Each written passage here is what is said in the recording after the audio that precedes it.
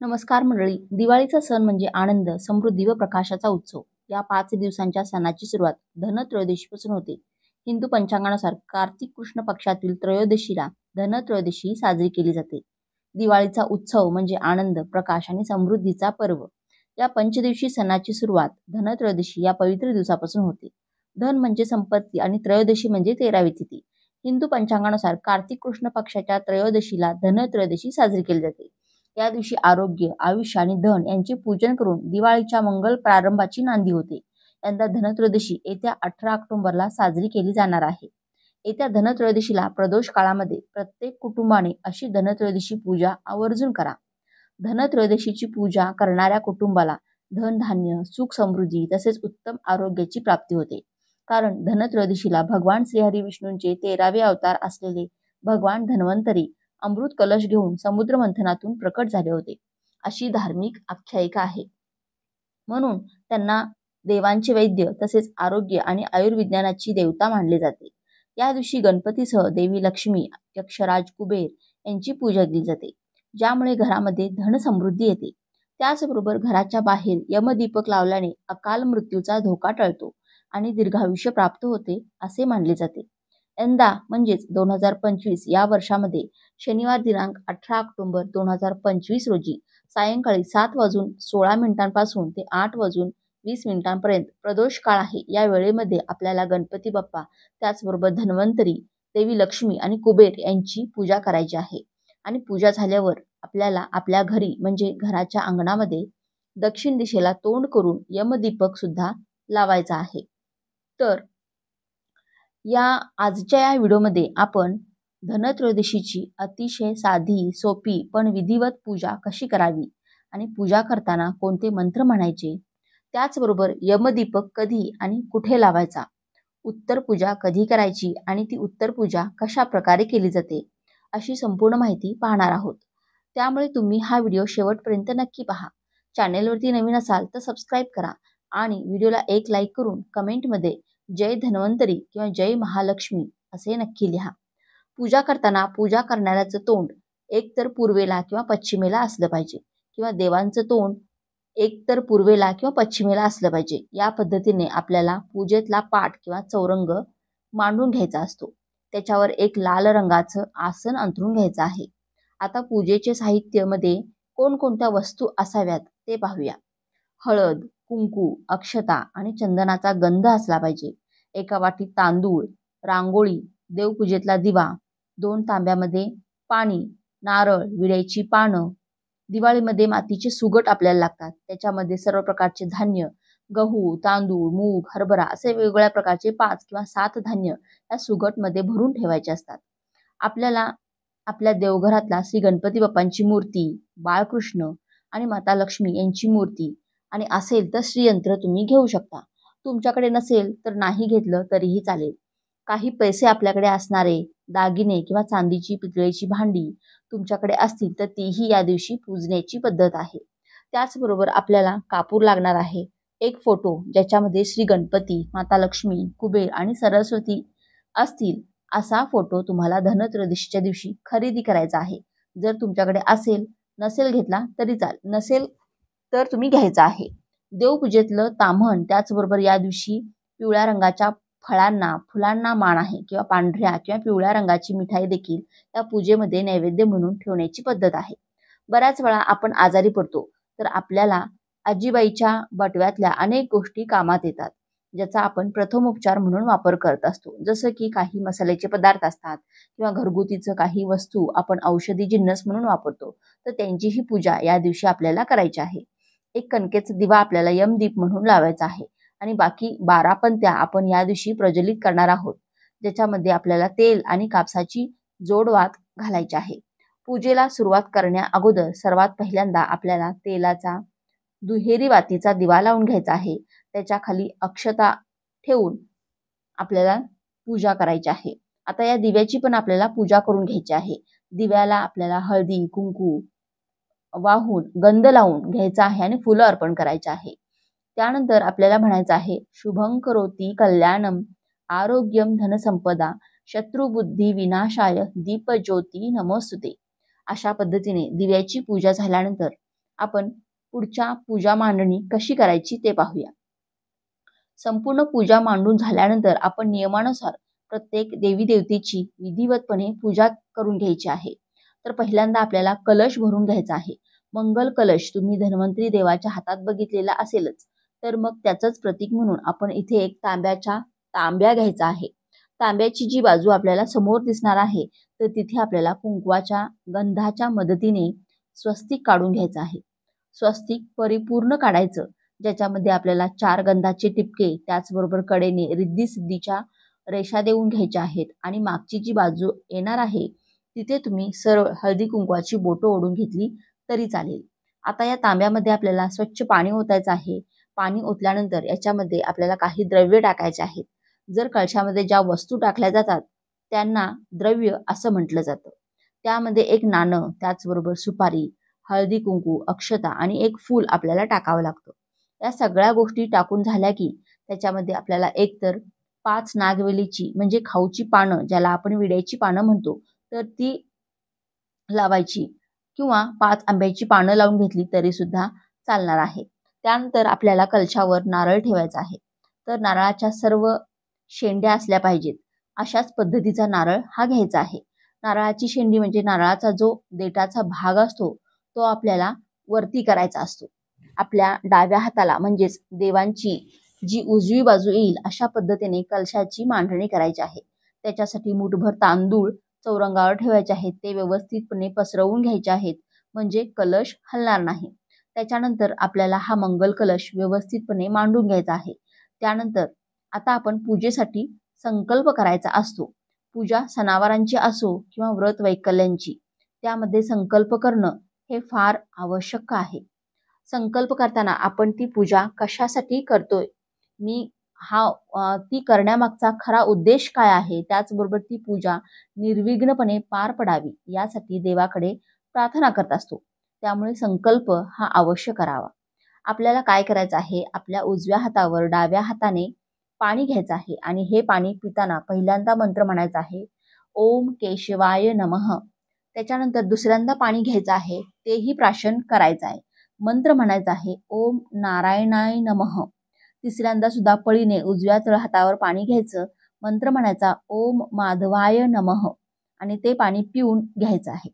चौथ्यांदा आपल्या तळहातावर पाणी घ्यायचं आणि ते ताटामध्ये सोडायचं. त्यावेळेस म्हणायचं ओम गोविंदाय नमः. पुन्हा आपला हात व्यवस्थितपणे कापडाने पुसून घ्यायचा आणि आपल्या हातावर पळीभर पाणी घेऊन त्याच्यामध्ये हळदी कुंकू, फुलं, अक्षता हे सगळं ठेवून आपलं नाव, आपण पूजा कोणती करतोय, ती कशासाठी करतोय, पूजा निर्विघ्नपणे पार पडावी यासाठी श्री गणपती, आपल्या कुलदेवता, ग्रामदेवता, वास्तुदेवता या सर्वांकडे प्रार्थना करायची असते. अशा पद्धतीने आचमन आणि संकल्प झाल्यानंतर एक तामण घ्यायचं, त्याच्यामध्ये थोड्याशा अक्षता ठेवायच्या. सर्वात पहिला मान तो गणपती बाप्पांचा. तर अशा पद्धतीने आपली देवघरातली गणपती बाप्पांची मूर्ती ठेवायची.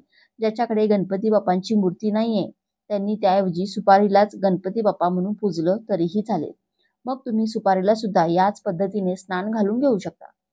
मंगल कलशाच्या अगदी शेजारीच म्हणजे आपल्या उजव्या हाताला आपल्याला लहान लहान तांदळाच्या 3 राशी ठेवायच्या आहेत. पहिल्या राशीवर आपण गणपती बाप्पांची मांडणी करायची आहे. स्नान घालून व्यवस्थितपणे बाप्पांना आपण कोरडं करून त्या धान्याच्या राशीवर स्थापन करायचं आहे. यानंतर पुन्हा त्याच तामणामध्ये आपल्याला अक्षता घ्यायच्या आहेत. या चिमूटभर अक्षतांवर आपल्याला आपल्या देवघरातील बाळकृष्णाची मूर्ती ठेवायची आहे.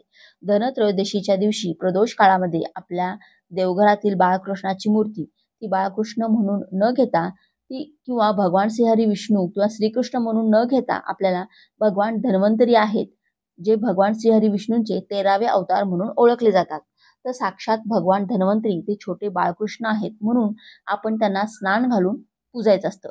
बऱ्याच वेळा आपल्याकडे भगवान धन्वंतरीचा फोटो नसतो किंवा मूर्ती नसते, तर आपण आपल्या देवघरातले बाळकृष्ण त्या दिवशी धन्वंतरी म्हणून पूजायचे आहेत. त्यानंतर आपल्याला धनाची देवी लक्ष्मीला देखील स्नान घालून घ्यायचं आहे. प्रत्येक देवी देवतेला स्नान घालताना आपण अगदी साधा सोपा मंत्र म्हणायचा आहे.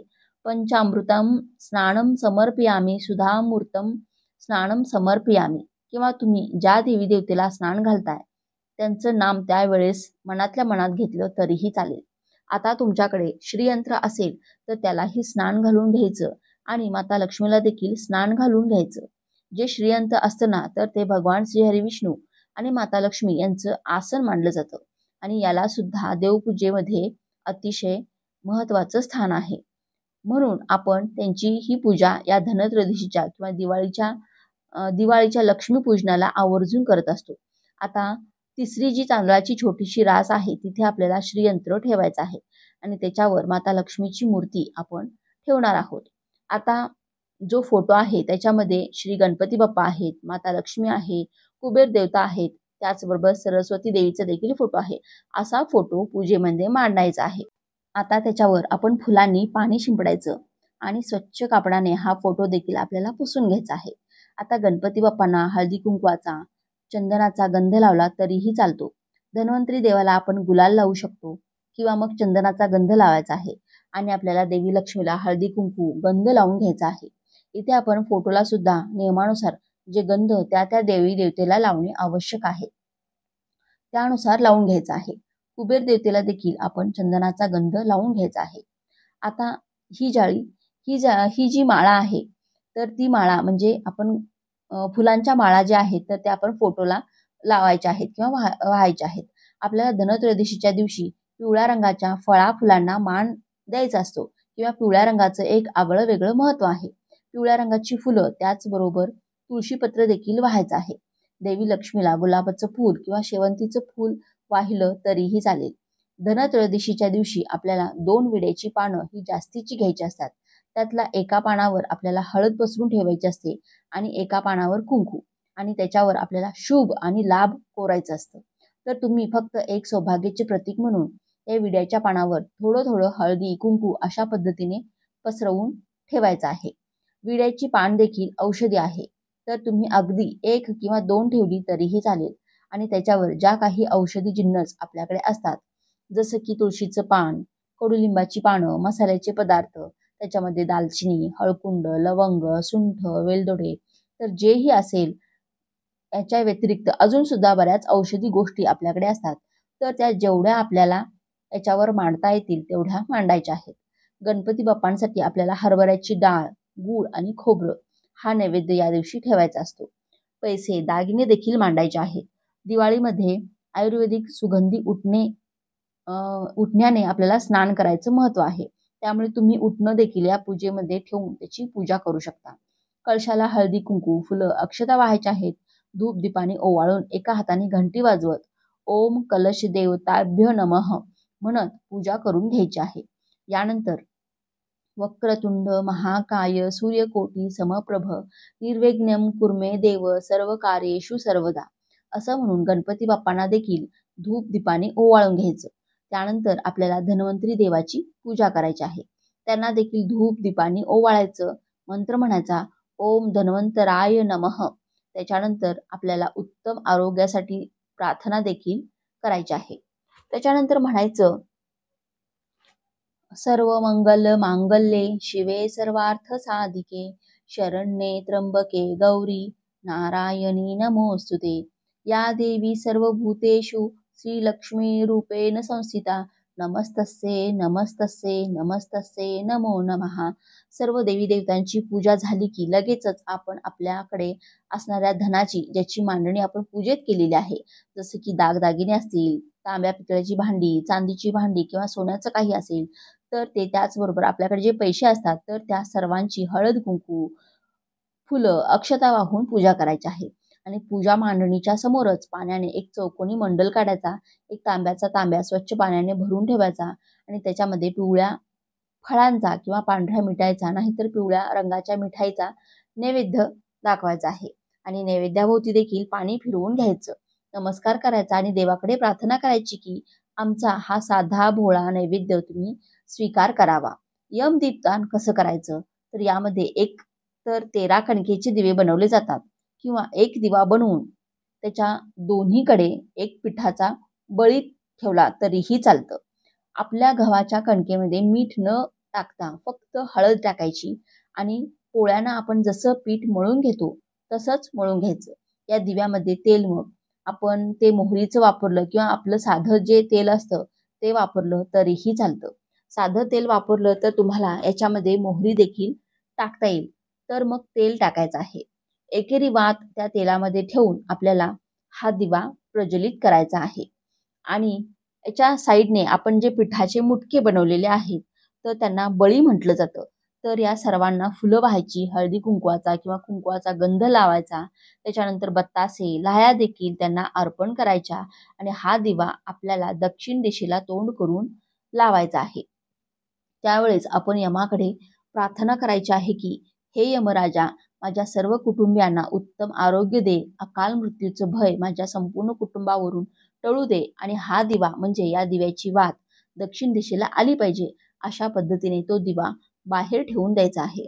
बाहेर ठेवणं शक्य नसेल तर घराच्या एका कोपऱ्यामध्ये दक्षिण दिशेला वात येईल अशा पद्धतीने तुम्ही तो ठेवा. आणि बाकी ज्या 12 पंत्या आहेत त्याच्यामध्ये दुहेरी कापसाची वात आणि तेल घालून या सर्व दिव्यांनी आपल्याला संपूर्ण पूजा मांडणीला ओवाळून घ्यायचं आहे. आपण धन्वंतरी देवाकडे सुद्धा उत्तम आरोग्याची कामना आपल्या सर्वांसाठी करायची आहे. देवी लक्ष्मीकडे आपण तसेच कुबेर देवता यांना यक्षराज कुबेर म्हटलं जातं, त्यांच्याकडे धन धान्य सुख समृद्धीसाठी प्रार्थना करायची आणि गणपती बाप्पांकडे आपल्याला चांगली बुद्धी मिळावी यासाठी प्रार्थना करायची आहे. तर अशा पद्धतीने जरी आपल्याला मंत्र म्हणता आले नाही तरी आपण आपल्या मुखाने आपल्याला हे तर सगळं साध्या सोप्या पद्धतीने एक साध्या भाषेत म्हणता तर येईल. आणि जो एक दिवा यमासाठी बनवला होता तो दक्षिण दिशेला तोंड करून आपल्याला घरामध्ये किंवा घराच्या बाहेर हा ठेवायचा आहे. तो आणि एकदा की शांत झाला, तो दिवा एकदा की शांत झाला की बाहेर असणारे कुत्रे असतील किंवा मुंग्या असतील किंवा आपल्याकडे पक्षी येतात तर ते बरोबर खाऊन घेतात. लक्ष्मीचं आगमन या दिवशी आपल्या घरी व्हावं आणि ते स्थायी स्वरूपामध्ये अखंडपणे तिच्या पतीसह आपल्या घरामध्ये वास करत राहावी, नांदत राहावी म्हणून शुभचिन्हांच्या रूपात रांगोळी काढायची आहे. आणि जेव्हा आपली संपूर्ण पूजा करून होते तेव्हा आपण गणपती बाप्पांची, माता लक्ष्मीची आरती करू शकतो. धनत्रयोदशीच्या दिवशी प्रदोष काळामध्ये ही पूजा आपल्याला करायची आहे. भलेही आपण स्वतः डॉक्टर नसाल किंवा आपल्या घरात सुद्धा कोणी डॉक्टर नाहीये, वैद्य नाहीये, आपल्या घरातलं कुणीही वैद्यकीय क्षेत्रामध्ये नसेल तरीही आपण व्यापारी व्यावसायिक सुद्धा नसू तरी पण आपण एक साधे जीवन जगणारे सामान्य माणूस आपण असलो तरी पण आपल्या घरामध्ये प्रत्येकाला आरोग्य आहे, प्रत्येक जीव आहे म्हणजे त्याला आरोग्य आहे आणि हे आरोग्य नेहमी आरोग्यदायीच राहावं. कोणत्याही प्रकारचा आजार, दुखणं आपल्याला जडू नये आणि सर्वांनी कसं आरोग्यम धनसंपदा या पद्धतीने जगत राहावं यासाठी आपल्याला ही पूजा करायची असते. त्याचबरोबर पैसा, सुबत्ता, वैभव, समृद्धी कुणाला नको आहे, प्रत्येकालाच ते हवं आहे. तर याची कामना करण्यासाठी आपल्याला या धन्वंतरी देवांबरोबरच यक्षराज कुबेर त्याचबरोबर देवी लक्ष्मी यांची देखील पूजा करायची असते. आता दुसऱ्या दिवशी सकाळी आपल्याला उत्तर पूजा करायची आहे. तर 19 तारखेला रविवारी 19 ऑक्टोबर 2025 वार रविवार या दिवशी सकाळी लवकर उठून स्नान वगैरे करून घ्यायचं आहे. सूर्योदयाच्या वेळेला आपण उत्तर पूजा करायची असते. सर्वात प्रथम दिवा लावून घ्यायचा आणि आपण जो मंगल कलश स्थापन केलेला असतो त्याला हळदी कुंकू, फुलं आणि अक्षता वाहायच्या. आता पूजा विसर्जित करायची म्हणजे सर्व देवी देवतांना हळदी कुंकू वगैरे जो काही गंध असतो तो लावून घ्यायचा आणि त्याच्यावर थोड्या थोड्या अक्षता त्या टाकायच्या. उत्तर पूजेतलं अक्षता वगैरे वाहून झालं की आपण पूजेतली जी काही फुलं असतात, माळा असतात त्या सुकून गेलेल्या असतात त्या सगळ्या एका भांड्यात काढून घ्यायच्या. त्याच्यानंतर आपले पैसे, दागिने ते सगळं काही आपल्याला व्यवस्थितपणे सांभाळून घ्यायचं आहे. आणि हे जे सुगट असतात ना तर यातलं सगळं तुम्हाला काढून घ्यायचं असेल तर काढून घ्या, नाहीतर हेच सुगट तुम्ही तसेच एका ताटात ठेवून झाकून ठेवा. आणि लक्ष्मीपूजन आपल्याकडे लगेचच असतं तर मग लक्ष्मीपूजनामध्ये आपण हेच सुगट पुन्हा ठेवू शकतो. तर जे आपण हळदी कुंकवाचे पान ठेवलेले होते तर तेही काढून घ्या आणि औषधी जिन्नस सुद्धा आपण डब्यामध्ये भरून घेऊ शकतो. आता तुळशीची पानं सुकून गेलेली असतात तर मग त्याचा वापर तुम्हाला खाण्यासाठी वगैरे करायचा असेल लगेचच तर तो तुम्ही करून घ्या. ही जी विड्याची पानं असतात ना तर ही आपण अशी बारीक तुकडे करून किंवा आहे तशी स्वच्छ धुवून पाण्यामध्ये उकळून घेतली आणि ते पाणी पिलं तर आपल्याला जे काही हिवाळ्यामध्ये किंवा ऋतू बदलल्यावर कफ वगैरे होतं सर्दी पडसं खोकला होतो तर त्याच्यावर खूप रामबाण असतात ही विड्याची पानं, तर तुम्ही डायरेक्ट ती विसर्जित करून टाकण्यापेक्षा त्या पानांचा असाही वापर तुम्ही करू शकता. आणि हे जे धन असतात ना, धने गूळ यांचा प्रसाद आपल्याला धनत्रयोदशीची पूजा झाल्यावर सगळ्यांनी वाटून थोडा थोडा हा खायचा असतो. असं म्हटलं जातं की पूजेतला हा धने गुळाचा प्रसाद खाल्ल्यामुळे आपल्याला पोटाच्या ज्या काही समस्या असतात त्या होत नाहीत. म्हणजे एक प्रकारे एक औषध म्हणूनच आपण ते खायचं असतं. बरेच जण धने गूळ आणि कडुनिंबाची पानं जर आपण या पूजेत ठेवलेली असतात असे असतील तर ते एकत्रित करून खाण्याची पद्धत आहे. आणि बाकी जी धनं असतात तर त्यातले काही धन आपण तिजोरीत ठेवू शकतो, काही धन आपण लक्ष्मीपूजन झाल्यावर आपल्या शेतामध्ये अशी पेरून दिली, आपल्याकडे बाग असेल कुंडी असेल त्या मातीमध्ये अशी पेरून दिली तर कोथिंबीर तयार होते आणि ती कोथिंबीर आपण भाज्यांमध्ये वगैरे वापरू शकतो. तसेच इतर कुणाला ते धने द्यायचे नसतात असं म्हटलं जातं, कारण आपलं जे धन आहे त्याचा आपल्याला वापर हा आपणच करायचा असतो. म्हणजे त्याचा आपल्याला वापर झाला पाहिजे अशा आशेनेच आपण हे सगळं काही करतो. तर मग ते करायचं. आणि या ज्या मूर्ती असतात देवी देवतांच्या त्यांना सुद्धा पुन्हा एकदा स्नान घालून घ्यायचं. आपण कसं सकाळी उठल्यानंतर अंघोळ झाल्यावर देवपूजा करतो, तर या सगळ्या मूर्त्यांना आपण धनत्रयोदशीच्या पूजेत मांडलं होतं, तर मग त्यांना आपण पुन्हा देवघरामध्ये ठेवणार आहोत. तर स्नान घालून व्यवस्थितपणे कोरडं करून त्यांना गंध वगैरे लावून फुलं अक्षता वाहून विधिवतपणे पुन्हा देवघरामध्ये स्थापन करून द्यायचं आहे. आता जे तांदूळ होते पूजेतले ते पक्ष्यांसाठी बाहेर टाकायचे आहेत. फुलं जी आहेत तर ती एका झाडाखाली निर्माल्य म्हणून टाकू शकता. म्हणजे कोणी ओलांडणार नाही. त्याचबरोबर तांब्यामध्ये जे पाणी होतं ते तुळशीला न घालता इतर कोणत्याही झाडाला तुम्ही टाकू शकता. तर या पद्धतीने आपण धनत्रयोदशीची संपूर्ण पूजा कशी करायची, पूजेत कोणकोणत्या देवांची मांडणी करतात हे दाखवलं. म्हणजे हे पाहिलं आपण. मंत्र कोणकोणते म्हणतात तेही पाहिलेलं आहे. उत्तर पूजा असेल तर या सगळ्या गोष्टींची माहिती आपण आजच्या या व्हिडिओमध्ये पाहिली आहे. व्हिडिओ तुम्हाला कसा वाटला, व्हिडिओ तुम्हाला उपयुक्त वाटला असेल तर व्हिडिओला एक लाईक नक्की करा आणि चॅनेलला सबस्क्राईब करून आम्हाला प्रोत्साहित करा. तसेच आपण सर्वांनी हा व्हिडिओ संपूर्ण पाहिल्याबद्दल आपणा सर्वांचे मनपूर्वक आभार. धन्यवाद. जय महालक्ष्मी.